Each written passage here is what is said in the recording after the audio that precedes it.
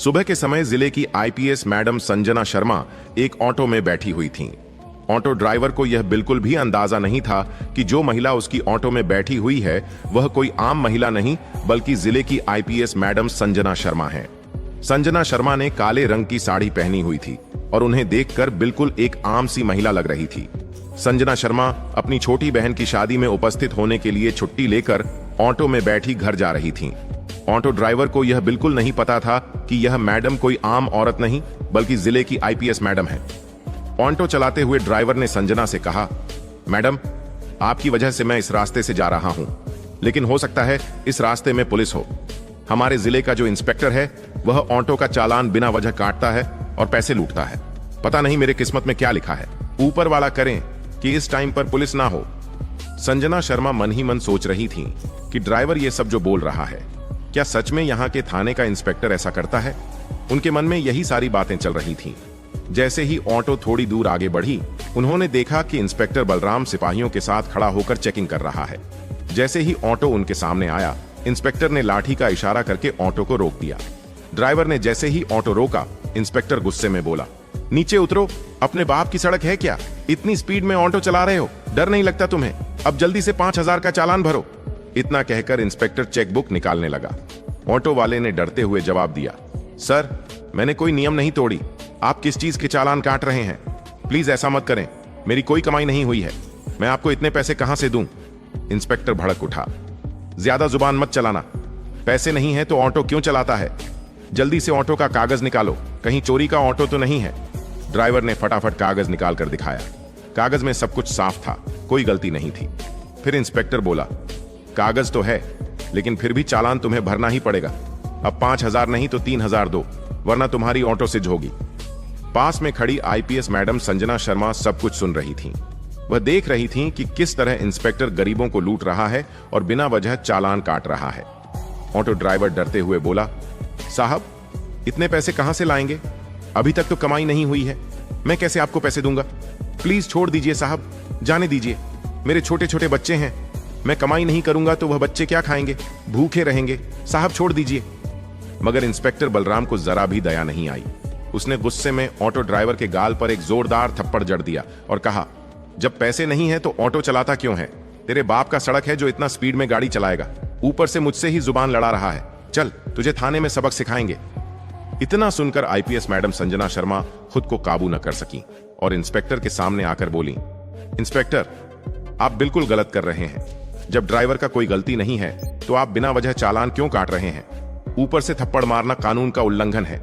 आपको कोई हक नहीं है ऐसे किसी गरीब पर अत्याचार करने का। इसे जाने दीजिए। इंस्पेक्टर पहले से ही गुस्से में था। संजना शर्मा की बात सुनकर और भड़क उठा और गुस्से में बोला, अच्छा, तू मुझे सिखाएगा कि कानून क्या होता है? लगता है तुझे भी जेल की हवा चखानी पड़ेगी। वैसे तेरी भी जुबान चलने लगी है। चल, दोनों एक साथ जेल में मजा लेते रहना।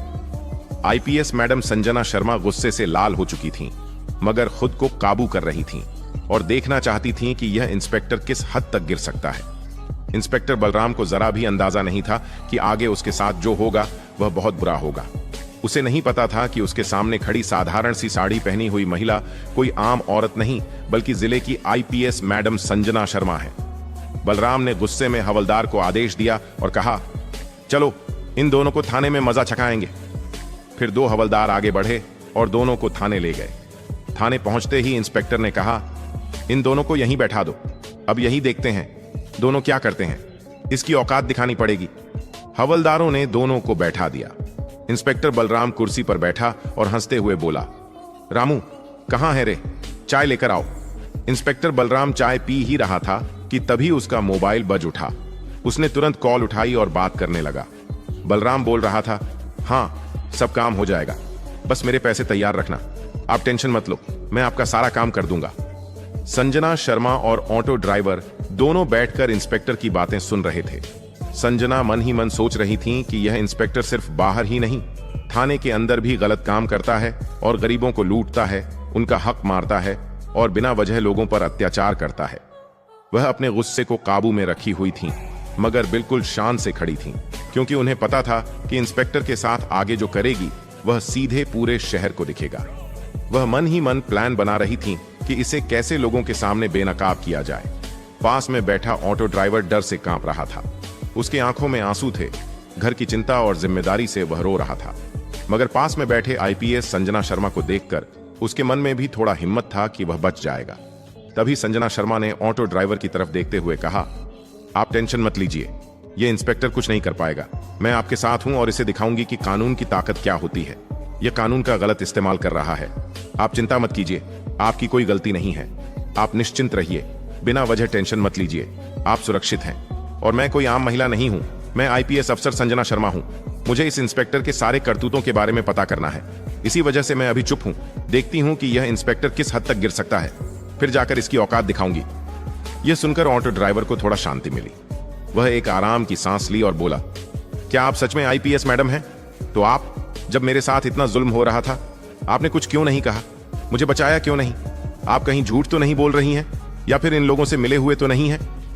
ऑटो ड्राइवर थोड़ा घबरा गया, लेकिन संजना शर्मा ने उसे विश्वास दिलाया, नहीं, मैं इन लोगों से नहीं मिली हूं। मैं सच में इंस्पेक्टर को बेनकाब करने के लिए खामोश हूं। बस यह देख रही हूं कि यह इंस्पेक्टर कहां तक गिर सकता है। इसी वजह से मैं चुप हूं, वरना अगर मैं चाहूं तो अभी इस इंस्पेक्टर को सस्पेंड कर सकती हूं। आप बस थोड़ा इंतजार कीजिए, फिर देखिए आगे क्या होता है। कुछ देर बाद इंस्पेक्टर एक रूम में चला गया। रूम में जाकर उसने एक हवलदार को बुलाया और बोला, जाकर ऑटो ड्राइवर को बुलाकर लाओ। हवलदार तुरंत बाहर आया और ड्राइवर से बोला, सर ने आपको अंदर बुलाया है। यह सुनकर ड्राइवर घबरा गया, मगर संजना शर्मा ने उसे विश्वास दिलाया, तुम टेंशन मत लो, जो भी होगा देखा जाएगा। उनकी बात सुनकर ड्राइवर को थोड़ी हिम्मत मिली और वह इंस्पेक्टर के पास गया। इंस्पेक्टर बलराम पैर के ऊपर पैर रखकर बैठे थे और सिगरेट पी रहे थे। उन्होंने ड्राइवर को देखकर हंसते हुए कहा, देख, अगर ऑटो को बचाना है तो तुझे 5,000 देने ही होंगे, वरना तेरी ऑटो सीज हो जाएगी। ऊपर से तू मेरा दुश्मन भी बन जाएगा और तुझे पता नहीं है कि पूरे जिले में मेरा ही राज चलता है। मैं जो चाहूं वह कर सकता हूं, इसलिए मुझसे टक्कर मत लेना। जो बोल रहा हूं वही करो। जल्दी से 5,000 रुपये चालान भरो। ड्राइवर का दिल धड़क उठा। वह रोते हुए बोला, सर ऐसा मत कीजिए, मेरा हाल देखिए साहब, मैं कैसे आपको 5,000 दे सकता हूं? प्लीज मुझे छोड़ दीजिए। मेरे घर में छोटे छोटे बच्चे हैं, उन्हें क्या खिलाऊंगा, क्या पिलाऊंगा? इंस्पेक्टर गुस्से में बोला, देखो, मैं तुम्हारी कोई भी बात नहीं सुनूंगा। पैसे दो, वरना तू बर्बाद होगा ही, साथ साथ तेरा परिवार भी बर्बाद होगा। अब पैसे दो। ड्राइवर डर के कारण 2,000 रुपये निकालकर इंस्पेक्टर को दे दिए और बोला, मेरे पास इतना ही है, प्लीज ये ले लीजिए और मुझे जाने दीजिए। इंस्पेक्टर पैसे लेते हुए बोला, ठीक है, जा बाहर जाकर बैठो। फिर उन्होंने एक हवलदार को बुलाया और कहा, उस औरत को यहां बुलाकर लाओ। हवलदार बाहर आया और संजना शर्मा से बोला, मैडम आपको सर बुला रहे हैं। संजना शर्मा बिना हिचकिचाए अंदर गई। इंस्पेक्टर हंसते हुए बोला, नाम क्या है? संजना शर्मा ने आवाज में ठंडे आत्मविश्वास के साथ कहा, नाम से आपको क्या मतलब? नाम कुछ भी हो, आप बताइए, आप कहना क्या चाहते हैं? इंस्पेक्टर हैरान रह गया। उसे विश्वास नहीं हो रहा था कि यह औरत इतनी कॉन्फिडेंस के साथ बात कर रही है। फिर इंस्पेक्टर बोला, देखो, ज्यादा अकड़ मत दिखाओ, हमारे पास हर चीज का दवा है। अभी 2 डंडे पर जाएंगे, फिर सब अकड़ निकल जाएगा। अच्छा है, पूछ रहा हूं तो बता दो, वरना इतनी मार पड़ेगी कि चलने लायक नहीं बचेगी। चलो वह सब छोड़ो, जल्दी से 2,000 निकालो, वरना जेल समझी। मगर संजना शर्मा बिना डरते हुए जवाब दी, मैं आपको 1 भी रुपया नहीं दूंगी। मैंने कोई गलती नहीं की है। आप मुझसे किस चीज के पैसे मांग रहे हैं? बिना वजह मेरे से पैसे क्यों मांग रहे हैं? आप कानून का पालन कर रहे हैं या कानून तोड़ रहे हैं? आप जो यह वर्दी पहने हुए हैं, इसका क्या मतलब है? यही सब करने के लिए आप वर्दी पहने हैं? यह सुनकर इंस्पेक्टर भड़क उठा। उसने गुस्से में हवलदार को बुलाया और कहा, इस औरत को जेल में बंद कर दो। हवलदार ने तुरंत आईपीएस मैडम संजना शर्मा को लॉकअप में डाल दिया। किसी को भी पता नहीं था कि आज जिसके साथ यह सब हो रहा है, उसके लिए यह बहुत भारी पड़ सकता है। एक आईपीएस मैडम के साथ यह सब हो रहा था, यह कोई मामूली बात नहीं थी। संजना शर्मा बिना कुछ बोले चुप थीं। हवलदार ने उन्हें लॉकअप में बंद कर दिया। कुछ देर बाद थाने के बाहर एक गाड़ी आकर रुकी। गाड़ी से इंस्पेक्टर वंशिक राणा निकले। वह गुस्से में थाने के अंदर प्रवेश किया और एक हवलदार से बोले, हमने सुना है कि आप लोगों ने यहां किसी औरत को लॉकअप में डाला है। हवलदार हकलाते हुए बोला, हाँ, लेकिन क्या हुआ है सर? तभी इंस्पेक्टर रूम से बाहर आया और बोला, कौन है? इंस्पेक्टर को देखते ही बलराम ने पूछा, सर क्या बात है, आप यहां क्यों आए हैं? कोई काम है क्या? इंस्पेक्टर वंशिक राणा ने कहा, हाँ, सुना है आपने किसी औरत को लॉकअप में बंद किया है, बस उसे देखना है। फिर इंस्पेक्टर बलराम बोले, चलिए दिखाते हैं। यह कहकर इंस्पेक्टर बलराम ने वंशिक राणा को लॉकअप के पास लेकर गया। लॉकअप में बंद महिला को देखकर इंस्पेक्टर वंशिक राणा गुस्से से चिल्ला उठा, आपने यह क्या किया है? यह हमारे जिले की आईपीएस मैडम है, आपने इसे लॉकअप में क्यों डाला है? आपको पता भी है आपने क्या किया है? यह सुनकर इंस्पेक्टर बलराम के पैरों तले जमीन खिसक गई। वह हकलाते हुए बोला, क्या यह आईपीएस मैडम है? मुझे बिल्कुल भी अंदाजा नहीं था कि यह आईपीएस मैडम है। उन्होंने तुरंत हवलदार को इशारा किया। हवलदार आया और लॉकअप खोल दिया। लॉकअप से बाहर निकलकर आईपीएस मैडम संजना शर्मा ने सारी बात इंस्पेक्टर वंशिक राणा को बताई। फिर वंशिक राणा ने तुरंत जिले के डीएम को कॉल किया और कहा, आईपीएस मैडम संजना शर्मा ने आपको थाने बुलाया है, कृपया जल्दी थाने आइए, मामला गंभीर है। कुछ ही देर में डीएम अरिजीत सिंह थाने पहुंचे। उन्होंने मामला देखकर इंस्पेक्टर से कहा, आपने जो किया है वह कानून का उल्लंघन है। आप लोगों ने गरीबों को लूटा है, उनके साथ अत्याचार किया है, यह कानूनन अपराध है और अब आपका बचना नामुमकिन है। संजना शर्मा ने कहा, इस इंस्पेक्टर ने न जाने कितनों को लूटा है, कितनों का जीवन छीना है, कितनों की खुशियां छीनी है, गरीबों पर अत्याचार किया, उनके पेट पर लात मारी। मैंने उसकी हर एक चाल और हरकत को देखकर चुप रही ताकि इसे बेनकाब कर सकूं।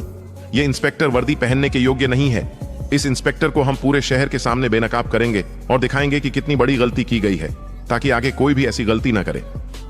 डीएम सर, कल सुबह आप प्रेस मीटिंग बुलाएं, कल ही इसका फैसला होगा। मेरे साथ जो भी हुआ है मैं खुद उसकी गवाही दूंगी और साथ में ऑटो ड्राइवर भी है। डीएम ने आईपीएस मैडम की बात सुनी और कहा, ठीक है, कल सुबह प्रेस मीटिंग होगी। इंस्पेक्टर बलराम आपको वहां उपस्थित रहना पड़ेगा।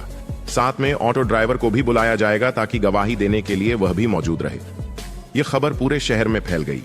लोग एक दूसरे से बात करने लगे कि इंस्पेक्टर ऐसी हरकतें कर रहा था, लेकिन अब आईपीएस मैडम संजना शर्मा की नजरों में आ चुका है। अब इंस्पेक्टर का बचना नामुमकिन है। सब लोग खुश थे कि बस फैसला हो और इंस्पेक्टर को सजा दिलाई जाए। सुबह हुई और प्रेस मीटिंग शुरू हुई। हॉल के बाहर मीडिया की भीड़ और गाड़ियों की कतार लगी हुई थी। जनता जोर जोर से भ्रष्टाचार को खत्म करो के नारे लगा रही थी। हॉल के अंदर बीच में डीएम अरिजीत सिंह बैठे हुए थे, साइड में आईपीएस मैडम संजना शर्मा और दूसरी तरफ इंस्पेक्टर वंशिक राणा, जो इस केस की निगरानी कर रहे थे, और ठीक सामने कुर्सी पर शर्म से सिर झुकाए इंस्पेक्टर बलराम बैठा था। डीएम ने टेबल पर रखी घंटी बजाई और कहा, प्रेस मीटिंग शुरू की जाती है। सबसे पहले आईपीएस मैडम संजना शर्मा अपनी गवाही पेश करेंगी। संजना खड़ी हुई। उनकी आवाज शांत लेकिन बेहद दृढ़ थी। सबकी निगाहें उन्हीं पर टिक गईं। उन्होंने कहा, कल जो कुछ भी हुआ वह सिर्फ मेरे साथ नहीं बल्कि इस जिले की हर उस गरीब जनता के साथ हुआ है जिन्हें इंसाफ की जगह डर और लूट मिली है। मैं बताना चाहती हूं कि कैसे एक इंस्पेक्टर जिसने वर्दी पहनकर कानून की रक्षा करनी थी, वही वर्दी का गलत इस्तेमाल कर रहा था। सुबह मैं अपनी छोटी बहन की शादी के लिए छुट्टी लेकर घर लौट रही थी। मैंने साधारण कपड़े पहने थे। मैं एक ऑटो में बैठी। ड्राइवर ने मुझे रास्ते में चेतावनी दी कि इस इलाके में इंस्पेक्टर बलराम खड़ा रहता है और बिना वजह गरीब ऑटो वालों से पैसे वसूलता है। पहले तो मैंने सोचा कि यह ड्राइवर डर के कारण बोल रहा है, लेकिन जब आगे बढ़े तो मैंने अपनी आंखों से सब देखा। इंस्पेक्टर बलराम ने ऑटो को रोका। बिना किसी कारण उसने चालान भरने की धमकी दी और 5,000 रुपये मांगे। ड्राइवर गिड़गिड़ाता रहा, लेकिन इंस्पेक्टर ने उसकी एक न सुनी। बाद में मुझे भी बुलाया गया। मुझसे भी पैसे मांगे गए और जब मैंने देने से मना किया तो मुझे ही जेल में डाल दिया गया। सोचिए, ये वही पुलिस है जिस पर जनता अपना विश्वास करती है। मैं खामोश रही ताकि देख सकूं कि यह इंस्पेक्टर कितनी हद तक गिर सकता है, और उसने साबित कर दिया कि उसके लिए वर्दी सिर्फ एक हथियार है लूटने का, न कि लोगों की रक्षा करने का।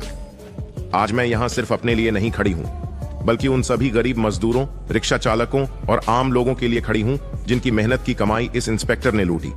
मैं चाहती हूं कि कानून सबके लिए बराबर हो, और अगर कोई इंसान, चाहे वह वर्दी में क्यों ना हो, गलत करेगा तो उसे सजा मिलनी ही चाहिए। पूरा हॉल तालियों से गूंज उठा। फिर डीएम ने कहा, ड्राइवर को बुलाइए। ड्राइवर डीएम के सामने खड़ा होकर बोला, मेरा नाम अजय है, मैं पिछले 10 साल से ऑटो चला रहा हूं। साहब, हम गरीब लोग दिन रात मेहनत करके अपने परिवार का पेट पालते हैं, लेकिन इंस्पेक्टर बलराम जैसे लोग हमें जीने नहीं देते। जब जब हम सड़क पर निकलते हैं, ये हमें रोकते हैं और पैसे मांगते हैं। अगर हम पैसे न दें तो ऑटो सीज कर देते हैं, झूठे चालान काट देते हैं। कल भी मेरे साथ यही हुआ। मैंने लाख समझाया कि मेरे घर में छोटे बच्चे हैं, मैं इतने पैसे कैसे दूं, लेकिन उन्होंने एक न सुनी। मजबूर होकर मुझे अपनी बचत में से 2,000 रुपये देने पड़े, वरना मेरा ऑटो चला जाता और मेरा परिवार भूखा मर जाता। ड्राइवर की आंखों में आंसू थे, उसकी आवाज कांप रही थी। उसने आगे कहा, मैं तो सोच भी नहीं सकता था कि मेरी ऑटो में जो महिला बैठी है वह एक आईपीएस ऑफिसर है। अगर ये ना होती तो आज भी हम गरीब ऐसे ही लुटते रहते। मैं मैडम का शुक्रगुजार हूं कि इन्होंने सच्चाई सामने लाई। हॉल में बैठे लोग भावुक हो गए। कई पत्रकारों ने तुरंत यह बयान रिकॉर्ड किया। अब डीएम अरिजीत चारों तरफ देखा और बोले, आज की गवाही ने यह साफ कर दिया है कि इंस्पेक्टर बलराम ने अपनी सीमा लांघी है। उसने गरीबों का शोषण किया, जनता को लूटा और कानून का गलत इस्तेमाल किया। यह किसी भी हालत में बर्दाश्त नहीं किया जा सकता। उन्होंने कागज पर लिखे आदेश को उठाया और मीडिया के सामने जोर से पढ़ा। इंस्पेक्टर बलराम को तत्काल प्रभाव से निलंबित किया जाता है। साथ ही उनके खिलाफ आपराधिक मामला दर्ज किया जाएगा। उन्हें आज ही हिरासत में लेकर जेल भेजा जाएगा। आगे की जांच में जो भी तथ्य सामने आएंगे उसके अनुसार और भी सख्त कार्रवाई होगी। हॉल तालियों और नारों से गूंज उठा। जनता चिल्लाने लगी, न्याय मिला, न्याय मिला। बलराम का चेहरा पीला पड़ गया। उसके हाथ कांप रहे थे। उसने बचने की कोशिश की, लेकिन पुलिसकर्मियों ने तुरंत उसे घेर लिया। हथकड़ी लगाई गई और मीडिया के कैमरों के सामने उसे बाहर ले जाया गया। भीड़ चिल्ला रही थी, भ्रष्टाचार का अंत हो, संजना मैडम जिंदाबाद। संजना शर्मा ने भीड़ की ओर देखा और कहा, आज का फैसला सिर्फ बलराम की हार नहीं है, बल्कि यह इस बात का सबूत है कि अगर हम सब मिलकर अन्याय के खिलाफ खड़े हों तो कोई भी भ्रष्टाचार हम पर हावी नहीं हो सकता। वर्दी का मतलब है सेवा और सुरक्षा, न कि डर और लूट। दोस्तों, अगर आपको यह वीडियो पसंद आया हो तो इसे लाइक जरूर करें और ज्यादा से ज्यादा लोगों तक शेयर करें। और हां, हमारे चैनल सहीम वॉइस को सब्सक्राइब करना बिल्कुल मत भूलें, क्योंकि यहां आपको मिलती हैं सच्ची घटनाओं पर आधारित रोमांचक और दिलचस्प वीडियो।